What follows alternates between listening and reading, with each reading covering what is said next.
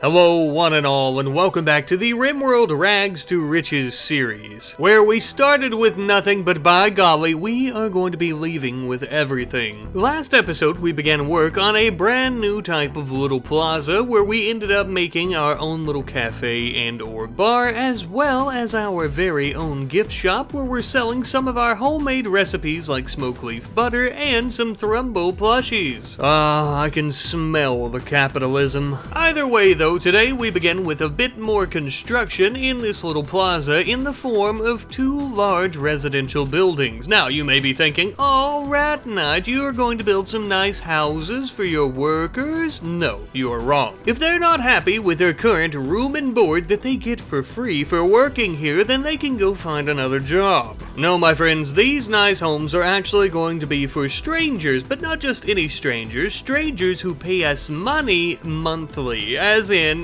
tenants. Yes, indeed, you heard me correctly. Not even our normal type of guest who have been staying in our rooms for a night or two, or our workers. We are indeed going to be renting these new places out. That is also the reason that these are some of our finest homes that we've built yet. Only the best for the top dollar, that is. And of course, this is all possible thanks to the LTS Tenants mod, which I have added to the mod list, which you can also find in the video description, of course, if you were interested in that. And this was actually suggested in our Discord server by our good compadre Rex705 Gaming. You should definitely give his channel a check out and give him a sub. Drop on by over there. I'll put the link to his channel in the comments as well. Now then, as we were gathering up a few more resources to begin some more construction projects, we ended up having some visitors from the United Traders Union. A welcome sight, I might add, as they tend to have some pretty deep pockets. I'd be lying though if I said that the United Traders didn't make Nino a little bit nervous and on edge, as he was actually once a slave under the SNR Rifle Company, which is their security force. That was a very long time ago though, so I suppose there's no hard feelings as long as they pay their dues for the evening. Besides, the best revenge for us would be to create some type of company that is larger and rivaling the scale of the SNR Rifle Company and in union with the United Traders. Let our success make their little hearts flutter and let their silver poureth into our pockets. As they were getting situated for the night, we ended up having a courier come to visit. Now the courier's job essentially is to pick up any advertisements and to let us know about any people that are looking for any homes to rent. As for right now, he's really only good for conversation, but after we paid our dues for an advertisement, which cost 100 silver for God's sake,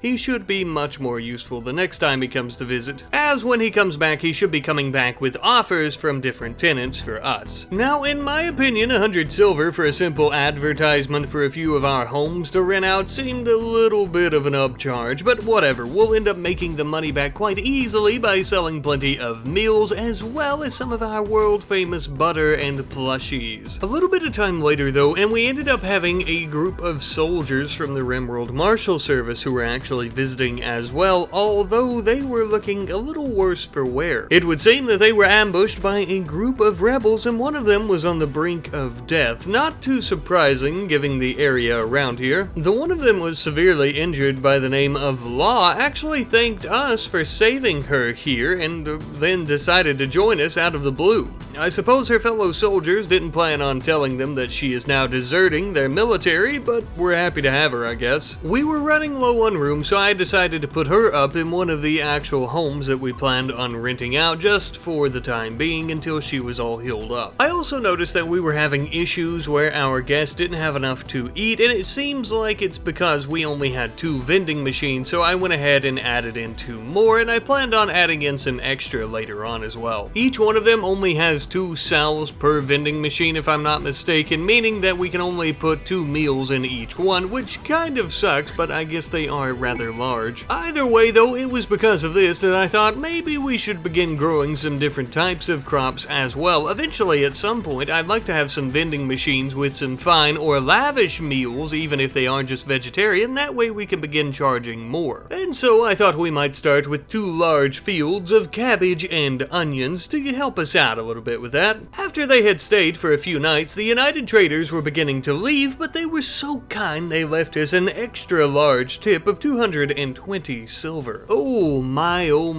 and it is for this exact reason, such as this, that Nino doesn't even care if he was once enslaved by the security company, because they keep on giving us plenty of moolah. To hell with revenge for now. The only thing that we're hoping for is that they come back soon. For now, though, it is time for us to begin making a lot of concrete, and the reason being is we're going to begin working on our roads once more. Now, we have completed our roads in and out of the area for the most part, but now we need to begin working on our roads in the innermost city. Having roads like this will actually help us plan out where we want to put new plazas and different types of buildings in the future. Speaking of which, I wanted to build a brand new garage, one that is much larger than the little piss-poor one that we actually built last episode, and this way we have more room for plenty more vehicles that I know we're going to have in the very near future. And I must say that I am much more pleased with this garage than the small one that we built last episode that was more of a tiny service bay than anything else. How I wish I could tell you that this idea was my own, but it's actually from our good friend Cheese Toffee Buns of Death, a splendid name for a splendid idea. Now, my friend Cheese Toffee, it would seem that you have recommended that we make this a repair shop because we never know when tires are going to pop on the road, which is a great idea as I mentioned, but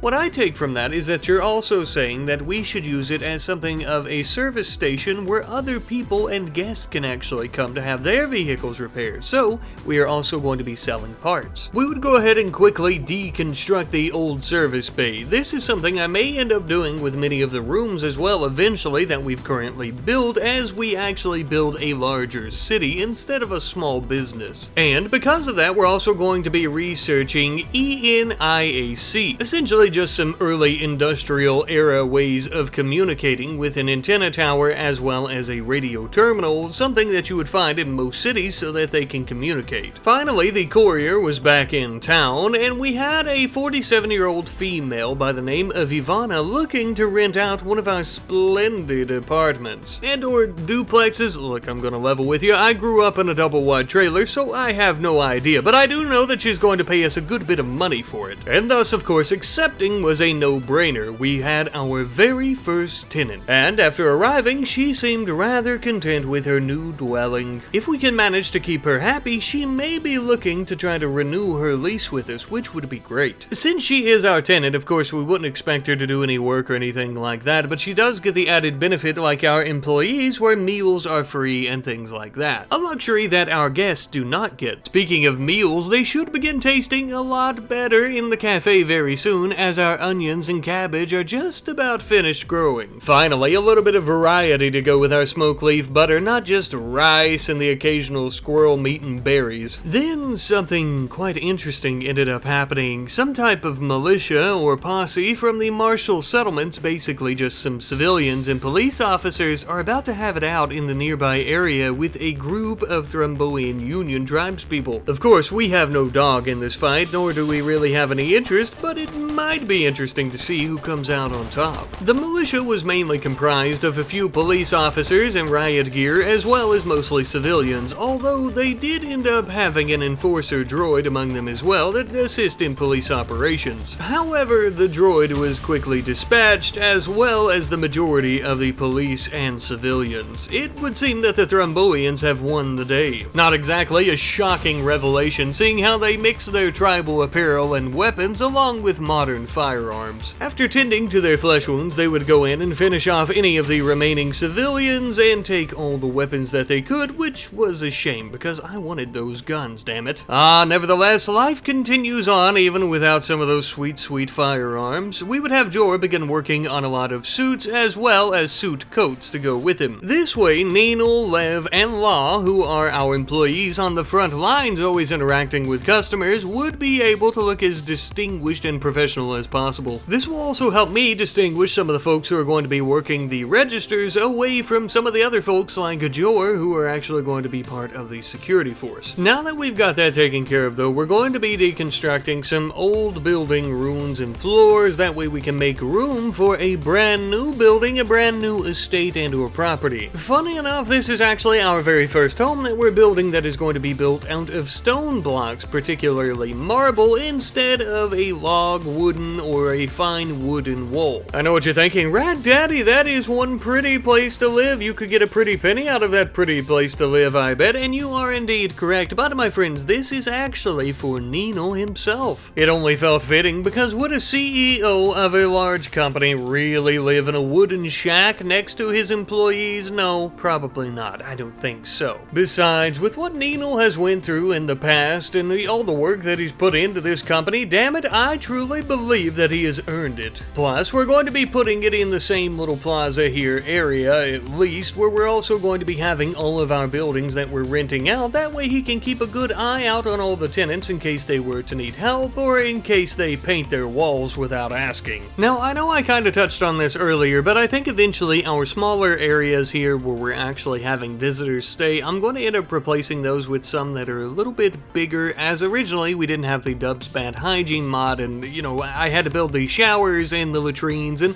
I'm not too big of a fan of those, and plus I'd like for the rooms to be larger so we could charge more for them anyways. But we're going to be keeping our employees, our industrial section in the western area over here for the most part, and then of course all of our rooms and what have you in the eastern part, as we've still discussed. You know, we're going to be kind of keeping that the same. Thankfully, it would seem that we've kept Ivana happy enough that she would like to extend her lease for yet another 5 days, which means that we're going to get yet another 250 silver, so we are down to clown, baby. You may notice though, with all the new areas and everything that we're building and all the new electronics in those areas, we are having some power issues. Now, realistically, not all of this is due to generation issues, but mostly just due to issues with our batteries and us not having enough of them, so we ended up building a proper battery room with many more batteries inside of it, which should help us out. The courier would arrive once more, and we had an offer from a 37-year-old gentleman by the name of Vanderwall, who was offering to rent out our other building. He was only looking for a 3-day lease, but once again, this may be extended if we were to keep him happy, and so of course it was a no-brainer once again accepting. He too seemed quite pleased with his little humble abode here, and we finally had 2 tenants, one for each of our little places that we were trying to rent. Looks like if they keep extending their stays, we're going to need to make some new houses. With all these new revenues and all this new silver pouring in, I wanted to make sure that we would move Nino safe back into his new house where it's safe and sound with all of his money. You never know when he may want to strip into his birthday suit and roll around in it in the floor or something. Speaking of revenues, for silver though, we're going to be loading up plenty of our smoke leaf butter as well as our smoke leaves and blunts themselves into our truck, and we're sending Lev out to do a little bit of trading with the rebels once more. Now, in doing this, not only do we end up making money on it, but for any nearby settlements or cities that may not even know about our independent hamlets here where we have these products, this will also help get the ball rolling and get the word out. The trading and traveling will take a good bit of time though, so in the meantime we're going to begin working on some proper defenses around our roads in and out of the city. Nothing too special, as you might imagine, some wooden tank traps, wooden spike traps, as well as wooden barricades for us to hide behind and attack our enemies, of course. Let's just hope that they actually come from the road. Lev had finally returned home, and with him we ended up having close to 800 silver, as well as a good bit of components that we would actually need for more and more electronics. This accompanied with the fact that some Marshall settlers had actually tipped us with 12 components as well was absolutely splendid. Nino would also go through and plant a very small field of a brand new type of crop. This one in particular is going to be some pepper plants. We have the smoke leaf butter, and that's all well and good, but I'd like to start making some more world famous condiments, and if I say that they're world famous enough, hopefully one day they actually will be. Then we ended up receiving contact through our new radio tower from a gentleman by the name of Lewis, who said he was being held prisoner by some outlanders not too far from our base. Apparently Jor was quite familiar with the gentleman, as he apparently had a father by the exact same name that Jor knew from long ago, so of course we'd have to go out and help. Naturally, Jor himself would end up leading this little rescue party, as well as Law, as she and he are the only 2 soldiers among us really. As the 2 of them began to make their way there, they began a conversation about who Lewis and his father was. Apparently his father had worked for the Oak Foundation many years ago. Jor also found this an optimal time to begin questioning Law about her position within the Marshal Service. The 2 of them would travel and discuss for many an hour until they had finally arrived. It would seem to be a very small, makeshift, and crude prison that that was actually propped up by some cultists, not just any normal outlanders. These sick bastards are much more sadistic and twisted. I'm surprised they haven't killed Lewis yet and that they even want a ransom. Never fear though, Lewis, for Jor is here in the big old truck that we're trying to run these bastards over with. They were pretty nimble and the vegetation was a bit too thick to drive through, so we hopped out and began trying to run, but unfortunately we would have to make our way inside the little prison itself, otherwise we would have died. Needless to say, Lewis was more than ecstatic to see us and he immediately joined our cause, but the problem is now we're all three trapped inside this little wooden tomb together. I'm afraid the only way out of this situation is going to be a bloodbath, and we look forward to it. We immediately burst through the wooden doors and began firing at those cultists, and we tried to make our way towards the truck around the back of the small prison here, but we came under heavy fire. We would have to whip out the old grenade launcher. An extremely effective weapon against crowd control, but not exactly the most accurate of all. Jor would swap back over to his shotgun, and eventually we did manage to kill one of the cultists with only one more to go. Or so we thought. Some way, shape, or form, the cultists sprang back to life. I was beginning to ponder whether or not they were even human. But while they were distracted, we didn't have enough time to think. We were getting the absolute hell out of Dodge. There's no point in fighting an enemy that won't stay down. In a rapid dash, we finally left the area and began making our way all the way back home.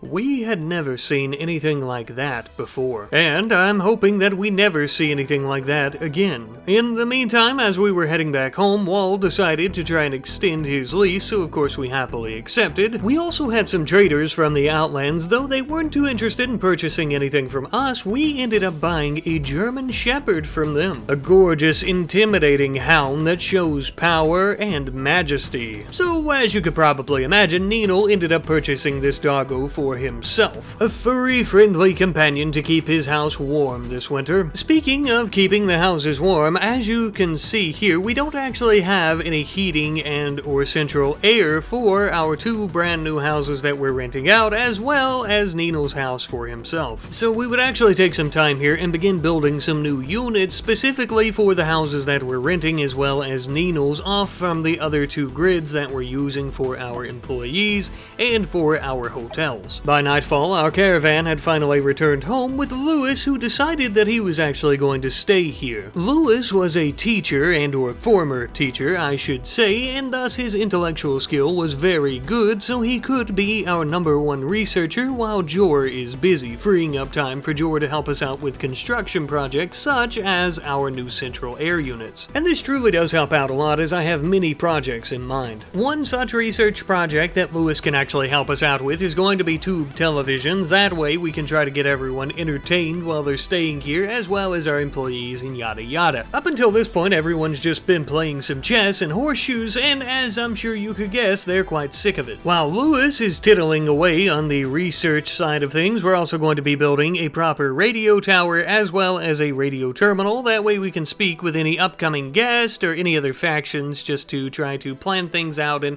correlate with their schedules a bit better, or, you know, in case we're getting raided, maybe they could tell us ahead of time. I also planned on doing a total conversion of our old diner and food storage area, so I decided to use the additional space in our gift shop, the little room that we had created, for some more food storage. Because of all the new electronics that we're going to be building, I would also end up adding in 2 new solar panels as well to help us out with our power consumption. Then we would actually move on to refurbishing our old diner with the food storage area, and we're actually going to be converting it into something of an employee workhouse. Essentially, this will be a place that our employees stay, most likely newer employees, up until the point that they've earned themselves a small little cabin or house that they can actually live in. It'll mostly be kind of functioning as an overflow area for too many people that we recruit. Finally, by this point, our pepper plants were fully grown, and we had the opportunity to go about harvesting them and taking them into the kitchen, where we would begin making our very own world-famous, as you know, hot sauce. Boamb is quite the little gourmet, gourmet, ensuring that every bottle is made with a little bit of love. Here's hoping that'll convince them hook, line, and sinker to buy a couple of bottles from us. In the future, I hope to make many more different types of food products and condiments, but for now, I think we'll leave it at the butter and the hot sauce. Now, for the last few trips that the courier has been making to our little city here, we've been getting all of these requests to let people come and stay in some of our beds and rent out a home, but unfortunately, the only 2 homes that we have for rent are already occupied, so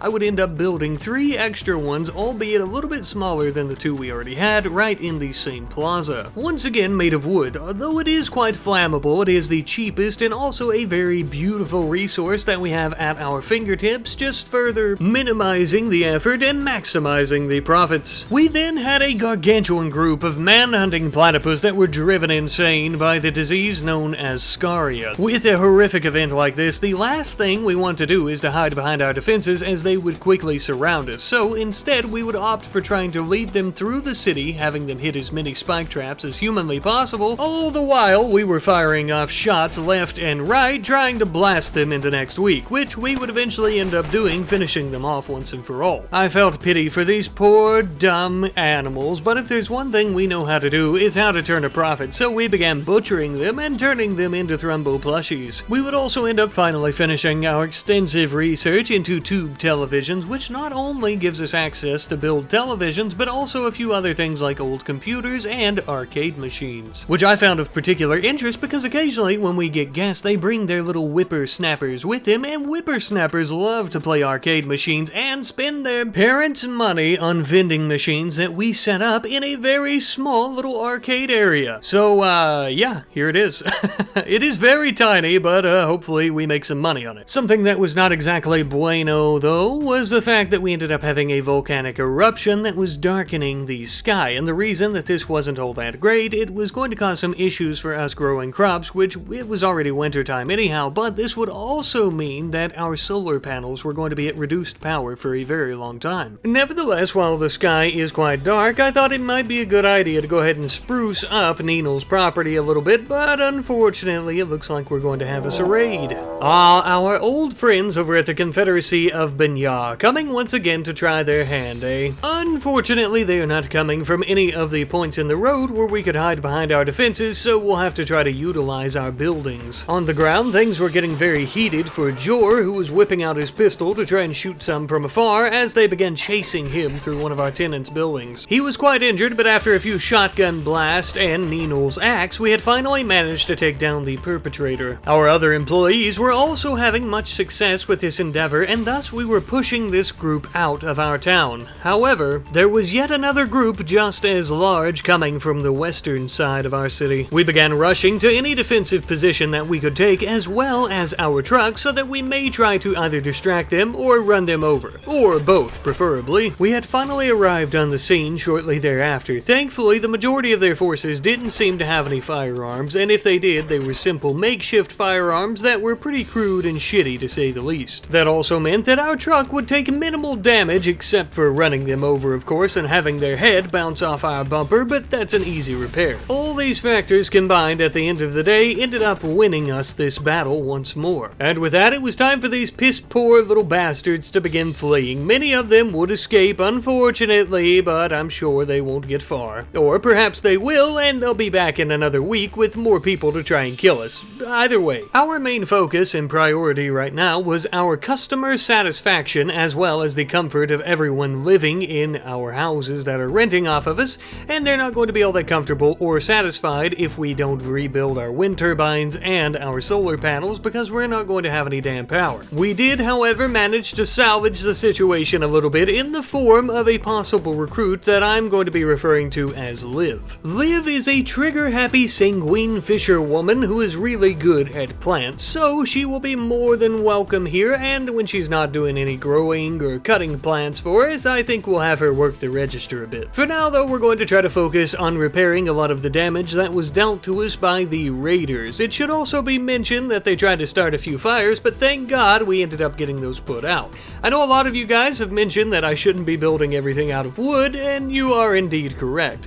Now, the roads in between our buildings will help us keep fire from spreading if something is caught on fire, but I definitely need to get some sprinklers structures in, as it would be much easier than trying to replace all the wooden structures with stone ones. Now that the raid is finally over with though, we can actually begin finishing up those additions onto Nino's property that we were discussing, just a few more hedges, but also I am going to be building him his own personal garage. It only makes sense that the CEO of a company would have his very own vehicle and not be riding around in a company truck, no? After that, it would seem that a 28-year-old lady by the name of Renata is extremely interested in renting one of our fine properties, one of the new 3 that we ended up building, so of course we ended up accepting. With the current lease, she will end up paying us a total of 300 silver. For that kind of money, we said come on and get out of the cold, snowy snow, sister, and come into one of our fine, warm homes. If you start paying us 300 silver a day, you could sleep right next to Nino. We don't give a shit. Just an offer to think about. Since we've already finished up our research into tube televisions, we went ahead and began adding in some new ones after acquiring some more components and steel into our more luxurious rooms that we rent out for the night. And now that these rooms have some proper entertainment, I'm going to go ahead and up the price just a little bit to $80 per night. Very expensive? Yes. Worth it? Probably not. Will they pay it? Most definitely. Now then, back to what I was saying earlier about the CEO of a company having their very own car and not driving a company car. We would end up getting Nino his very own little vehicle, a nice hot rod. And we also ended up giving it a nice dried blood red paint job. Of course, don't forget, if you have any name suggestions for this little beauty, be sure to leave them in the comment section down below. Much appreciated. But with that, my friends, Nino has truly moved up in the world, not only having better accommodations than most people in our little hamlet incorporated here, but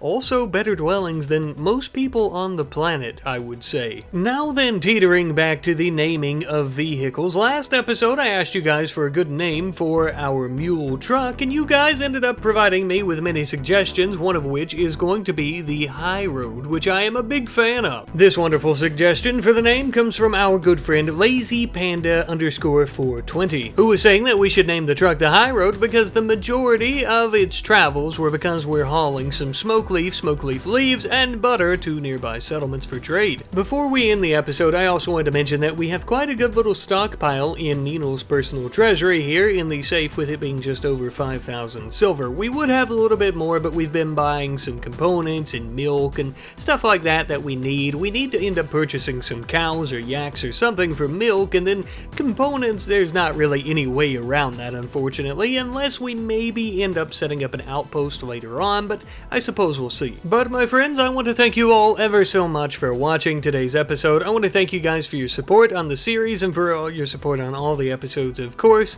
and most importantly for your suggestions. I always say this, but the suggestions really help make the series, not only my series, but our series. And not only that, I mean, really, I just love the ideas from you guys. It also means I don't have to think of as many as, you know, I would if you guys weren't providing them. But it also really does help kind of, you know, I mean, just give you guys what you want to see. A lot of these suggestions, for example, are like, you know, like a back alley clinic where we're harvesting organs from raiders and stuff like that. Really cool ideas, some that I've been thinking of on my own, maybe a space program at some point.